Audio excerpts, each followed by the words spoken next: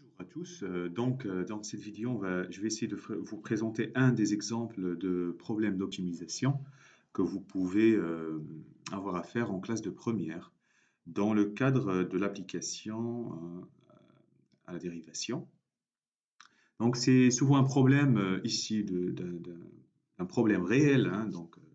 Ici, on vous dit une personne désire clôturer un terrain rectangulaire de 450 mètres carrés d'air dont un côté s'appuie sur un mur. Donc, vous voyez, ce côté-là ne nécessitant pas de clôture. Donc, la personne, qu'est-ce qu'elle veut? En fait, elle veut savoir quelles sont les dimensions X et Y. Vous voyez, X, c'est le côté, c'est la largeur ici, et le Y, c'est la longueur, pour que, en fait, la longueur de la clôture soit minimale. En fait. Voilà. Vous imaginez, si on veut habiller le problème, c'est que la personne veut vraiment que ça lui coûte le moins cher possible. Alors ici, juste pour ne pas confondre, donc la longueur de la clôture, vous avez compris, c'est tout ça. Hein. C'est cette partie, tac, tac, tac, tac, tac, tac, sans le mur. OK? Donc, c'est pour ça, la personne a choisi le mur, comme ça, elle économise la partie du côté mur, etc., etc. Donc, comment on va traiter ce problème? Alors, on l'appelle problème d'optimisation parce que c'est pour optimiser une longueur. D'accord. Donc, un problème d'optimisation, il faut faire ce qu'on appelle modélisation du problème. Modéliser le problème par une fonction. Donc ici, on a un problème de longueur de la clôture. Donc, la longueur de la clôture, on va noter P, la fonction longueur. On va la mettre en fonction de X, la largeur. Je peux le mettre en fonction de Y, mais je vais noter P de X. Donc, P de X va représenter la longueur de la clôture.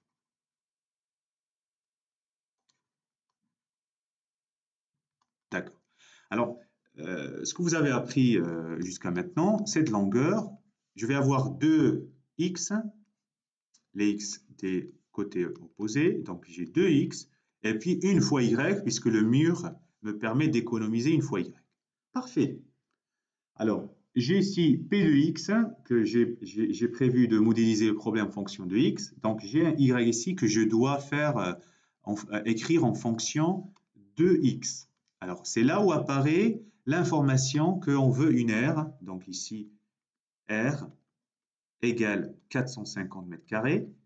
Et en même temps, on sait que l'aire d'un rectangle, c'est largeur fois longueur, c'est X fois Y. X étant non nul, parce que sinon, je n'aurai pas de clôture. Donc, je peux dire que Y, c'est 450 divisé par X. Voilà, j'ai divisé les deux côtés par X pour isoler Y. Donc, en fait, je vais rassembler les deux, là, l'expression que j'ai encadrée, pour obtenir la fonction modélisant le problème, c'est 2x plus 450 sur x. Parfait. Donc, souvent, l'étape la plus, on va dire, pertinente, c'est ne pas se tromper dans la modélisation, donc dans l'expression de la fonction qui va permettre d'étudier le problème. Alors, j'ai une fonction. Toujours pour étudier une fonction, il me faut un domaine de définition. Alors, comment je raisonne? On peut dire de manière logique. X c'est une longueur, X c'est une longueur. Longueur en mathématiques est toujours supérieur à 0. Donc, X appartient à un intervalle ouvert en 0. Alors, quelle valeur maximale peut prendre X? Est-ce que si je mets X, si je mets plus l'infini, c'est faux?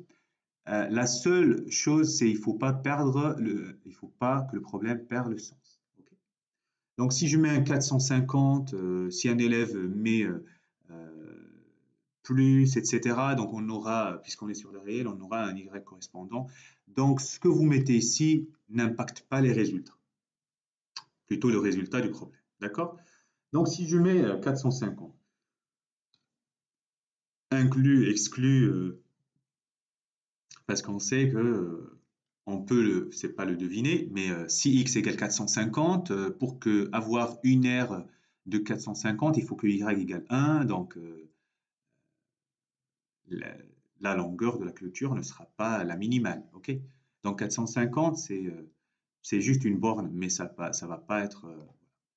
Donc, Maintenant, on va s'occuper de cette fonction. Pour étudier la fonction, donc, je reviens à la ligne. Donc, p de x égale 2x plus 450 sur x. Pour étudier cette fonction, j'ai déjà préétabli le domaine de définition. Ce n'est pas une fonction usuelle. Là, c'est une fonction linéaire. Là, c'est une fonction inverse. La somme, comment je vais faire? Vous avez appris l'outil de dérivation. Donc, on va dériver la fonction p' de x. C'est la dérivée de 2x, c'est 2, le coefficient directeur. Et la dérivée de 450 sur x, si je vous fais un petit rappel, si je veux dériver 450 sur x, en fait, le 450, c'est une constante, vous pouvez le mettre devant et vous dérivez seulement 1 sur x. Parce que c'est un produit et une constante, la dérivée égale 0, donc je n'ai pas à dériver. Et c'est 450, et la dérivée de 1 sur x, il faut connaître, c'est moins 1 sur x carré, et j'ai un produit, donc ça fait moins 450 sur x carré. Voilà. Donc ici, je peux remplacer, c'est moins 450 sur x carré. Alors, quand on dérive une fonction, on cherche le signe de la dérivée. Ici, pour chercher le signe, c'est pas très simple comme ça. On va réduire au même dénominateur. On multiplie par x carré en haut au numérateur et dénominateur afin d'avoir le même. Et donc, on obtient cette fonction 2x carré moins 450 sur x carré.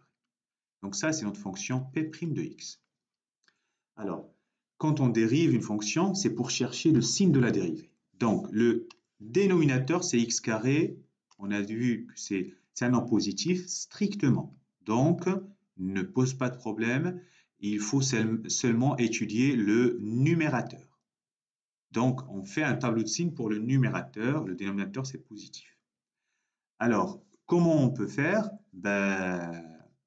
On peut, pour faire le tableau de signes, il nous faut les solutions. 450 égale 0. Ici, il n'y a pas le terme contenant x, donc c'est rapide de faire à la main que delta. Donc, je fais 2x carré égale 450.